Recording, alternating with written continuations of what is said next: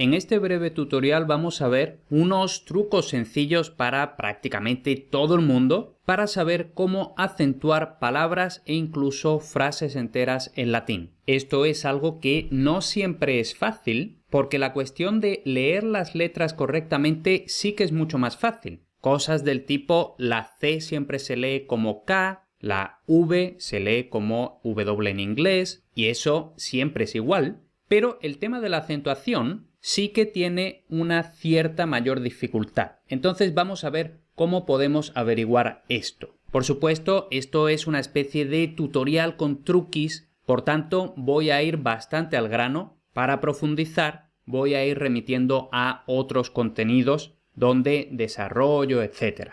Y aquí la primera cuestión que puede surgir y que me han preguntado alguna vez, ¿sería posible consultar la sílaba tónica en un diccionario de latín? ¿Existen diccionarios que marquen cuál es la sílaba tónica? Hasta donde yo sé, no existe tal cosa. Y eso es lógico. Los diccionarios, en principio, no incluyen la sílaba acentuada, la sílaba tónica, porque eso realmente sería información redundante, porque la sílaba tónica se debe deducir de la demás información que sí que da el diccionario. Y eso cualquiera que sepa un poquillo de latín ya lo sabe. A partir de la información que da el diccionario se puede deducir cuál es la sílaba acentuada. Luego, además, y en mi opinión sobre todo, un diccionario no podría dar cuenta de la acentuación de todas las formas declinadas o conjugadas. Entonces, por ejemplo, amicus tiene el acento en la I en el nominativo, pero luego, por ejemplo, en amicorum no tiene el acento en la I. Entonces, un diccionario no puede ir marcando la sílaba tónica en las múltiples formas de una sola palabra. Por tanto, el tema del diccionario hay que descartarlo. Entonces, ¿cómo lo hacemos? Lo primero que tenemos que hacer es conocer la regla de la penúltima sílaba.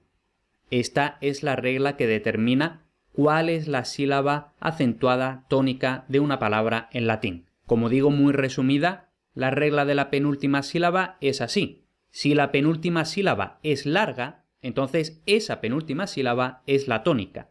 Si la penúltima sílaba es breve, la acentuada es la antepenúltima, la anterior. Luego, la última sílaba nunca va acentuada en latín. En latín no existen palabras agudas. Entonces, por favor, no más rosae. Y ahora aquí alguna gente podrá estar diciendo, bueno, pero rosae es rosae, no es la última, es la penúltima. Bueno, eso hay que aclararlo antes de seguir. La división silábica en latín, por lo general, es igual que en español. Lógicamente, para saber cuál es la penúltima sílaba, hay que saber cómo se separan en sílabas las palabras. Como digo, por lo general, la división silábica en latín es igual que en español. Este no es el momento de explicar las excepciones, de eso ya tengo materiales, pero sí que tenemos que tener cuidado con los hiatos y los diptongos. En latín solo son diptongos ae, oe, au. Todo lo demás, es decir, todas las demás secuencias de vocales juntas, en latín van a ser hiatos. Entonces vemos aquí que ae y oe, que en español son hiatos, en latín son diptongos. Y entonces, en el caso de rosae, vemos que si ae es un diptongo, es rosae. Y si ponemos el acento en la A, estaremos acentuando la última sílaba. Hemos dicho que eso no es posible. Aclarado eso, seguimos con el tema de la penúltima sílaba, porque estábamos diciendo que es importante, es fundamental, saber si la penúltima sílaba es larga. ¿Cómo sabemos si la penúltima sílaba es larga? Es larga si tiene un diptongo, uno de los 3 diptongos que acabamos de decir. O si la vocal tiene macrón, es decir, en el diccionario aparece una raya por encima. Entonces, por ejemplo, en el diccionario buscamos amicus y veremos que dice amicus y la I tiene una raya por encima. Por tanto, si la penúltima tiene una raya por encima, tiene un macrón, la penúltima es larga y por tanto es acentuada, amicus. Lo mismo sería si en lugar de tener una vocal con macrón, tiene un diptongo. Luego, otro caso en que la penúltima sílaba es larga es si la vocal con o sin macrón, independientemente de que lleven macrón, no importa que lleven macrón. Entonces, si la vocal va seguida inmediatamente de dos o más consonantes, entonces será larga. Por ejemplo, si buscamos saguita, que es lo que da en español saeta, veremos que la i no tiene macrón, pero como va inmediatamente seguida, en este caso de dos consonantes, dos t's, entonces esa sílaba es larga y por tanto penúltima sílaba larga acentuada. Saguita. Ahora, este último caso, cuando aparecen dos o más consonantes inmediatamente después, esto se puede ver directamente. No hace falta mirar un diccionario. Si hay un diptongo, tampoco hace falta mirarlo en un diccionario. Pero, por ejemplo, en el caso de amicus, sí hay que mirar en el diccionario si aparece macrón o no. Ahora, la cuestión, estamos hablando de diccionario y yo antes he dicho que en un diccionario no pueden aparecer todas las formas declinadas ni todas las formas conjugadas de un verbo.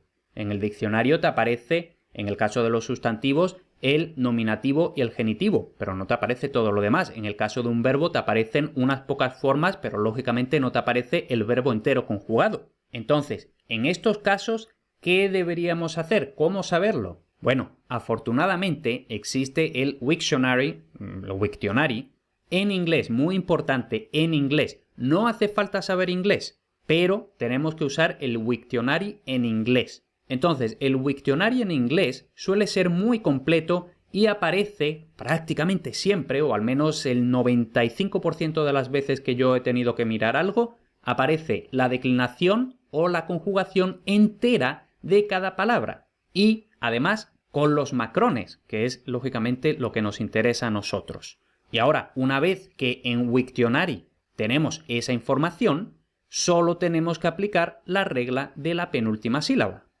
Entonces, aquí algunos ejemplos, por ejemplo, uxor, bueno, por supuesto, en Wiktionary, si da la casualidad de que una palabra existe, además del latín, en otras lenguas, aquí en la tabla de contenidos te van a aparecer todas las lenguas en las que esa palabra puede existir. Nosotros, lógicamente, tenemos que ir a latín, ¿no? Entonces, el latín, aquí vemos que, bueno, te aparece la etimología, la no sé qué, no sé cuánto. Aquí, por cierto, muchas veces, casi siempre, te aparece pronunciación y aquí podríamos ver el acento, pero claro, eso solo te aparece el acento en el nominativo. Si nosotros, por ejemplo, lo que queremos ver es el acento del acusativo, pues aquí, ¿no? Tenemos esta tabla es perfecta, ¿vale? Entonces, esta tabla vemos que nos aparece la declinación completa con los macrones. Y por cierto, bueno, un poco de cuidado porque en español normalmente decimos nominativo, vocativo, acusativo, etc. Vemos que aquí los casos están ordenados de otra forma, pero bueno, eso es un mal menor. Simplemente tenemos que estar mirando aquí bien, ¿no? ¿Qué caso es el que queremos o directamente aquí las formas, ¿no? Entonces, por ejemplo, vemos que el nominativo tiene el acento o tendría el acento en uxor, pero luego, por ejemplo, el acusativo es uxorem porque la o sea, es decir, la sílaba xo, que es la penúltima, tiene un macrón. Por tanto, si la penúltima tiene un macrón, es larga, lleva el acento. Entonces, uxor nominativo, pero uxorem, no uxorem. Otro ejemplo, vemos aquí otra vez, ¿no? Que esta palabra aparece en italiano, en latín, español. Lógicamente nosotros nos tenemos que ir al latín, ¿no? Entonces aquí probablemente mucha gente vería, porque esta palabra aparece en los spolia opima, que es el trofeo que se lleva el ganador de un duelo, consistente principalmente en despojar al enemigo de su armadura y llevártela tú. ¿Vale? Entonces, pues bueno, este opima, por alguna razón, pues quizá puede parecer que se pronuncia ópima, pero no, vemos aquí que aparece un macrón en la penúltima, por tanto, es opima. Por cierto, vemos que opima te puede aparecer aquí, ¿no? Inflection of opimus, es decir, y aquí no te aparece toda la palabra declinada.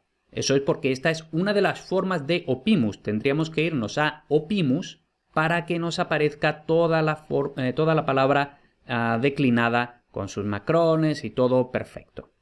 Y un último ejemplo, que este también es curioso, porque en español decimos augur, y eso en principio debería haber exigido que, por ejemplo, aquí el acusativo fuera augurem, y sin embargo no, es augurem, porque vemos que la U, que es la penúltima, no tiene macrón, por tanto no es larga, no va acentuada. Entonces, como digo, aunque pueda parecer que esto, como en español es augur, en latín debería ser augurem, no, augurem. Tenemos una especie de falso amigo ahí. Y lo mismo, por poner un ejemplo de un verbo, hay que tener cuidado porque en los verbos la tabla está un poco escondida, ¿vale? Entonces estamos aquí en el verbo auguro. Entonces, pues aquí te aparece todo esto, no sé qué, y la tabla está aquí escondida, ¿vale? Está la tabla cerrada, la tenemos que abrir y vemos que nos sale toda la tabla del verbo conjugado. Simplemente tenemos que buscar la forma que nos ha aparecido a nosotros y comprobar, ¿no? Entonces, por ejemplo, vemos que es auguro, pero es auguramus, o auguro, pero augurawi, etcétera, etcétera. Vemos que eso, y aparecen prácticamente todos los verbos conjugados en todas las formas con los macrones. Y ahora, el último truqui, claro, ¿qué pasa con textos largos? Porque todo eso está muy bien si tenemos una duda puntual de una palabra. Pero si, por ejemplo, tenemos un párrafo, si tenemos que estar buscando un montón de palabras, vamos a tardar un montón de tiempo. Pues bien, para eso también hay una solución. Existe una web que se llama Macronizer que es capaz de macronizar textos, es decir, de poner los macrones de un texto largo con más del 95% de exactitud. En la web aseguran que es entre el 98 y el 99, pero bueno. Y ahora, esta web, que lleva muchos años en funcionamiento, por tanto, espero que no desaparezca nunca, está en alatius.com/macronizer, o por si se os olvida esa dirección es más fácil, academialatin.com/macronizer, que redirige directamente a la página en alatius.com. Entonces, Macronizer es una página que, como se ve, es muy simple, ¿vale? Es básicamente aquí el cuadro de texto y aquí aparecen varias opciones. Esta está por defecto y esa es realmente la única que hace falta. Ya, lógicamente, pues a lo mejor en algún caso puedes necesitar alguna otra, pero yo esta es la única que marco. Que, como digo, realmente no marco porque viene marcada por defecto, ¿vale? Entonces no hay que tocar nada. Entonces tenemos, por ejemplo, yo aquí tenía ya copiado esta parte del principio, casi el principio del todo de la Guerra de las Galias de Julio César. Entonces, pues bueno, si aquí nos tenemos que estar poniendo a comprobar cada palabra, tardaríamos un montón de tiempo. Entonces, pues simplemente copiamos y pegamos aquí el texto, le damos a Submit y en un momentillo nos saca esto. Y aquí, bueno, como vemos, te marca algunas cosas que dice, bueno, las formas ambiguas están marcadas en amarillo, las desconocidas están en naranja. Nosotros aquí no tenemos ninguna naranja, por tanto, bien. Y luego en las amarillas debemos tener un pelincito de cuidado, pero en principio nada. Entonces, aquí empezaríamos a leer y omnes lingua. Ahora, aquí esta sería una, ¿no? Institutis, como la penúltima tiene el macrón, entonces va acentuada, institutis. Luego, esta, la penúltima, no tiene macrón, por tanto, legibus, inter se. Y ahora, aquí, por ejemplo, si no lo sabemos, lo más probable es que aquí diríamos differunt, ¿no? Porque parece que es difieren, pues entonces differunt.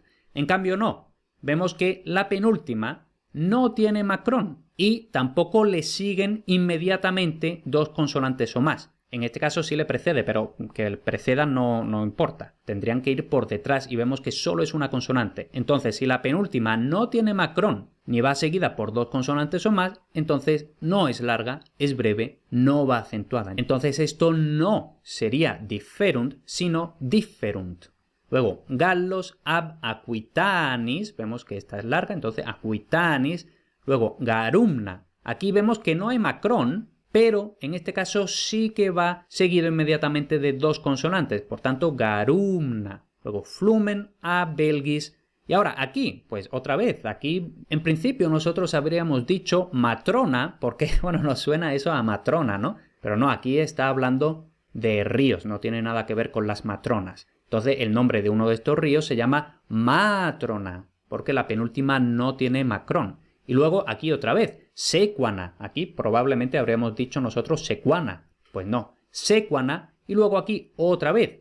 Nosotros habríamos dicho probablemente divided, porque en español es divide, pero no, vemos que la penúltima no tiene macrón, no va seguida por dos consonantes o más, por tanto, esta no es larga, por tanto, el acento va en la anterior, divided. Y básicamente con eso ya estaría. Como digo, todo esto tiene bastante más misterio, pero con esto tenéis para el 90% de los casos. Aún así, por supuesto, os tengo que recomendar aprenderlatin.com o directamente academialatin.com.